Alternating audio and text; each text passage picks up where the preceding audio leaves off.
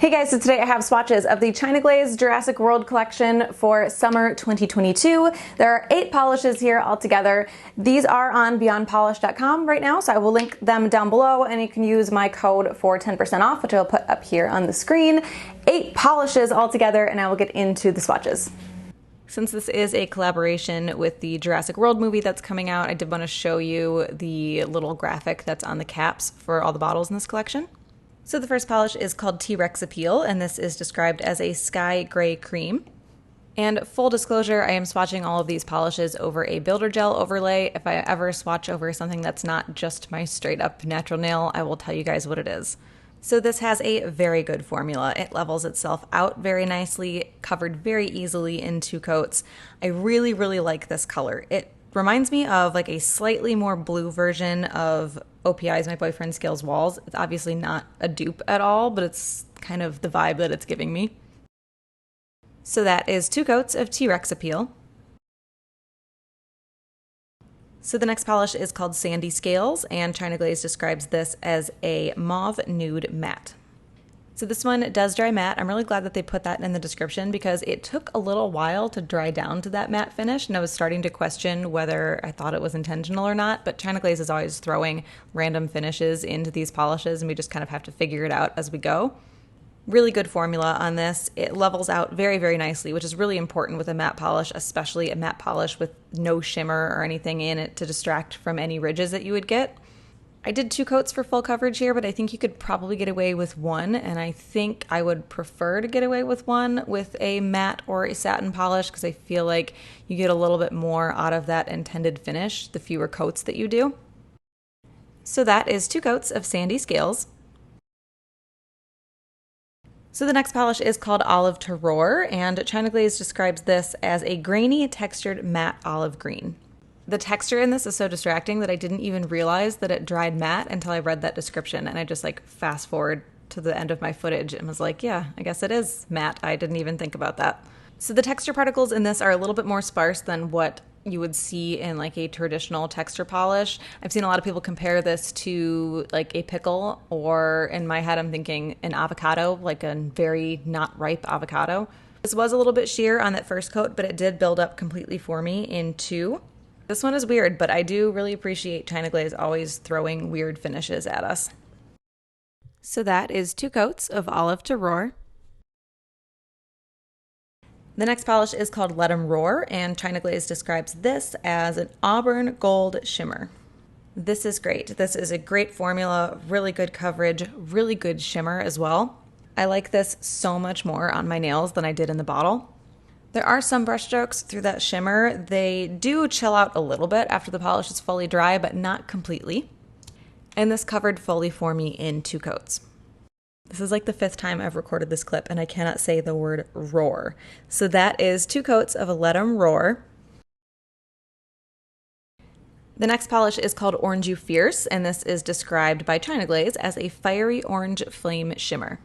Jelly base on this one, so it is a little bit sheer on the first coat, but the shimmer in this is amazing and very even, and even when it's wet, there really aren't any brush strokes. It looks like there's gold and pink shimmer in here, and somehow they both manage to stand out very well independently of each other.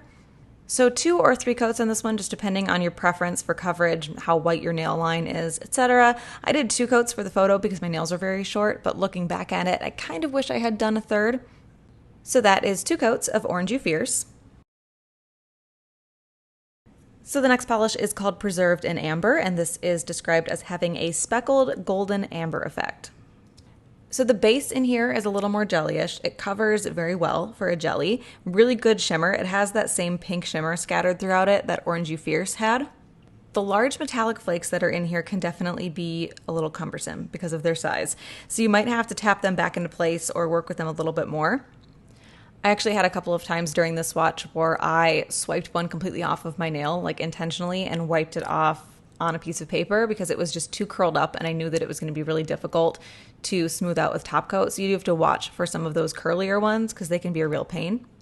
They're definitely going to add some difficulty to the removal and some texture when the polish is fully dry, so you'll want a good top coat. This covered completely for me in 2 coats, but I could see you needing 3 just depending on preference and nail line and stuff like that. So that is 2 coats of preserved in amber. The next polish is called Raptor Around Your Finger, and this is described as a multi-dimensional green with blue chrome flakes. Good coverage on this one, good formula. The shimmer is also very nice with some very minor brush strokes.